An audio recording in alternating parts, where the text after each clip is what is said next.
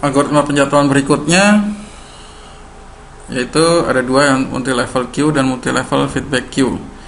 Untuk multi level queue namanya multi level ya, queue antrian. Berarti nanti proses di kategori-kategorikan sesuai dengan sifatnya, yaitu ada proses yang sifatnya itu interaktif ya, butuh respon cepat, biasanya itu yang langsung berhadapan dengan user. Kedua adalah yang tidak interaktif atau yang sifatnya batch. Nah, nanti partisinya dibagi dalam beberapa tingkat multi level sesuai dengan prosesnya. Jadi setiap queue menggunakan, setiap antrian menggunakan algoritma sendiri-sendiri.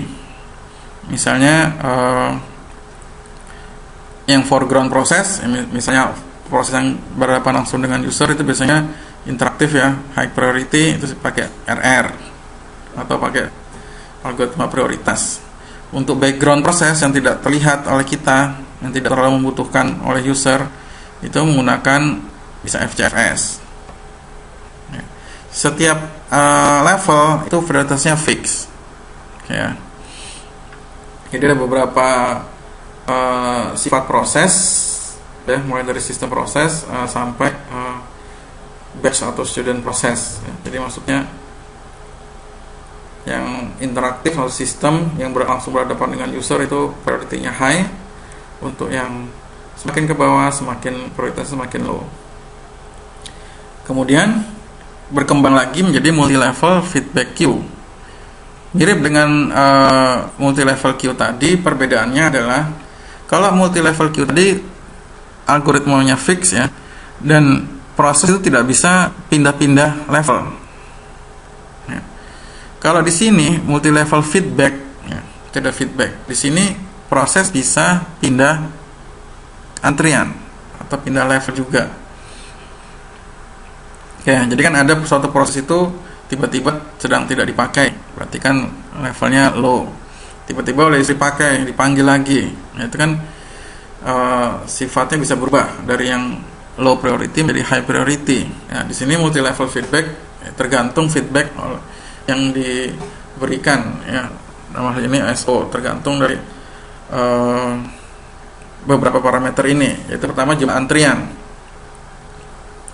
ya, kemudian algoritma jadwalan tiap antrian juga bisa salah satu parameter yang untuk mendefinisikan nanti queue level queue ini memakai algoritma apa dan sebagainya. Kapan menaikkan proses ke antrian yang lebih tinggi, kapan menaikkan proses ke antrian yang lebih rendah.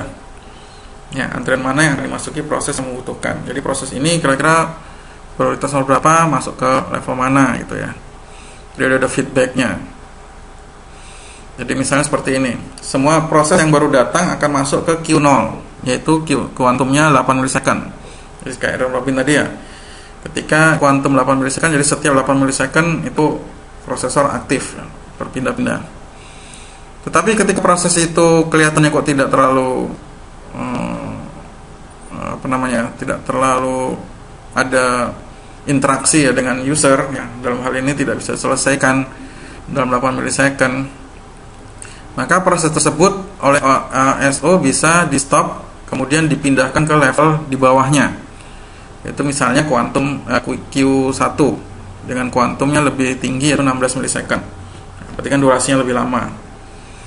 Dan seterusnya, Q1 juga hanya akan dikerjakan jika tidak ada lagi proses di Q0. Jika di Q1 yang itu 16 milisecond juga tidak selesai, maksudnya proses itu juga tidak diproses atau tidak dikerjakan oleh user, atau tidak dibutuhkan oleh user, maka proses itu bisa diturunkan lagi ke yang paling bawah. Dalam contoh ini adalah Q2, yaitu akan dikerjakan dengan low level dengan menggunakan algoritma FCFS. Ya, nanti sebaliknya ketika proses itu sudah dibutuhkan oleh user atau resource lainnya, maka dia bisa naik step by step ke queue antrian di atasnya.